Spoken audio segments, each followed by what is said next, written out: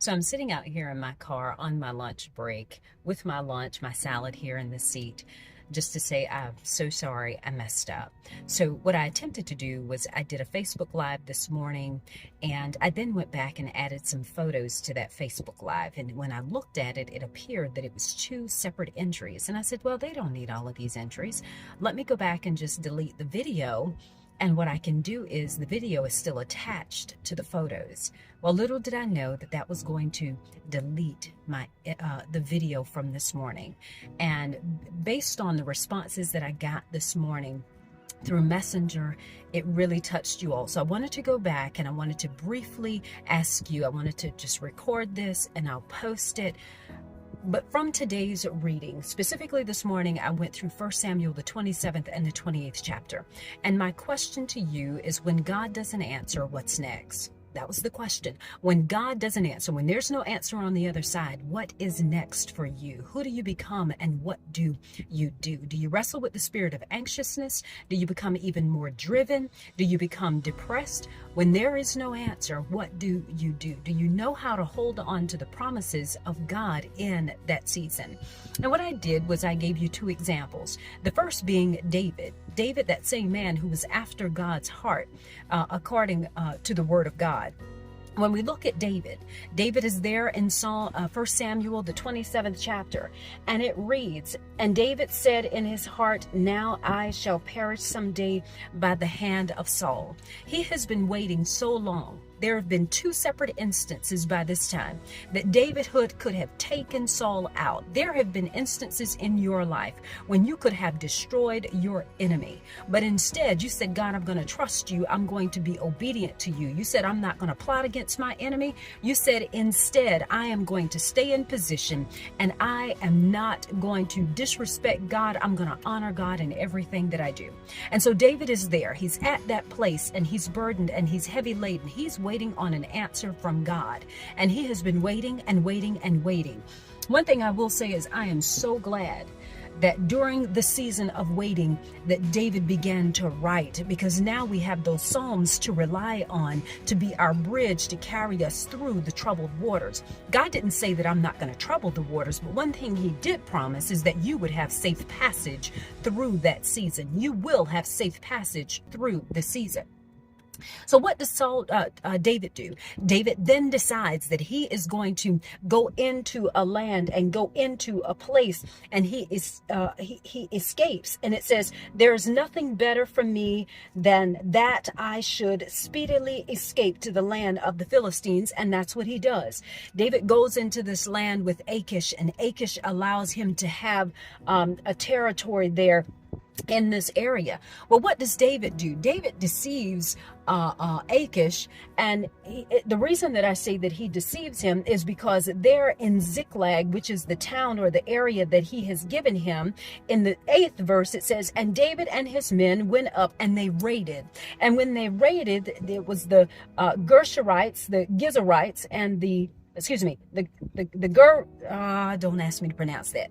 The Gerzites and the Amalekites. And so there were three groups of people there that David then goes back and he tells Achish how ultimately he asked him, where did you raid? What area, what territory were you in that you caused this destruction? And he tells him where he is in that southern part of Judah. And Achish immediately thinks, oh, he's going after his own people. He's destroying his own people. By the time we get down there to the 20th verse in the 27th chapter of 1 Samuel, he says, so Achish believed David, saying, he has made his people Israel utterly arbor him. Right? He says, therefore, he will be my servant forever. Let me talk through this just for a minute. Bear with me. Let me talk through it just for a minute.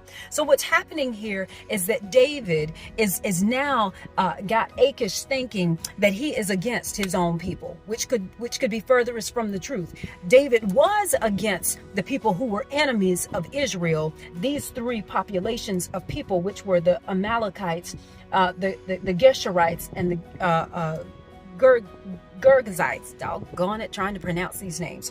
He was against that population of people. But one thing I want you to think about is that when David making this decision, he didn't confer with God before he went. He just says, because of what's in my heart, because of what I'm laboring with, I'm just going to move forward. Kind of like Sarah, as I told you about not too long ago, how she created this Ishmael because she decided to move forward apart from trusting God. Well, that's what David is in this moment. And not only does his decision impact him, it impacts 600 men plus their families that moved forward with him. So I'm going to tell you in this moment, wait on God. Why are you waiting on God? Because your decision to move out of position will not only impact you, it will impact hundreds of people that you potentially can't even see, right? Gird it up in the loins of your being and ask God to strengthen you in this season. Let's go on and let's talk about Saul for a minute. When we flip on over to the 28th chapter of 1 Samuel, we'll see where Saul is panicked. Saul has got fear rooted and embedded in him. Why? Because the Philistines are encroaching upon his camp. I want you to stop and ask yourself, what is the Philistine in my life? What is that Philistine? Is it your health? Is it mom's health? Is it dad's health? Is it the Alzheimer's diagnosis? What is that Philistine that is encroached upon you? Maybe it's the recent breast cancer diagnosis. What is that Philistine that is an enemy of you, which is an enemy of God? But Saul doesn't handle this thing correctly. What Saul begins to do is he allows himself to bathe and be saturated in fear. He then reaches out, although he's in fear. What does he do? He reaches out to God, and it says that he reaches out to God in 3 different ways. He reached out to him in the Urim, which was a means of them getting a response from God.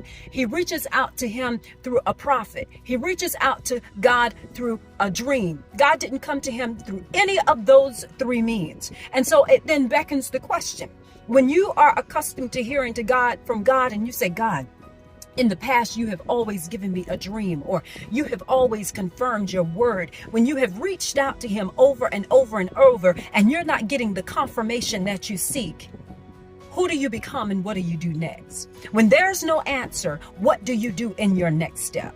This in walks the question of what Saul did. What did Saul do?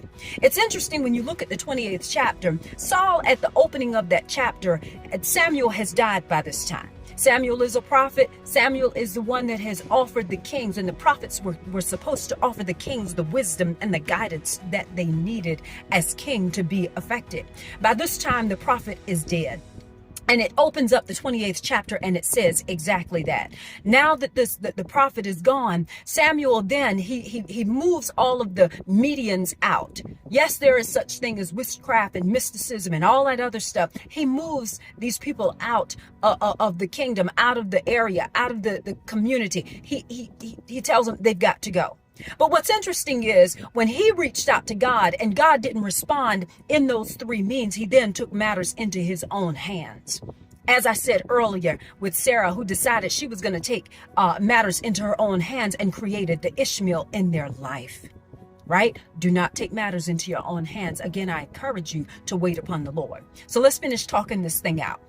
Saul then goes and he tells his guys, he says, what I want you to do is I want you to go and I want you to go get a medium or a psychic or necromancer or those people that are able to convene with the dead. He says, and I want you to call Samuel up. He says, I want you to call Samuel up. He says, and I want her to call Samuel up from the dead because I'm going to get my answer one way or another. What are you calling up from the dead that you have put behind you? Why are you calling that guy now that your bills are low? Why are you calling him?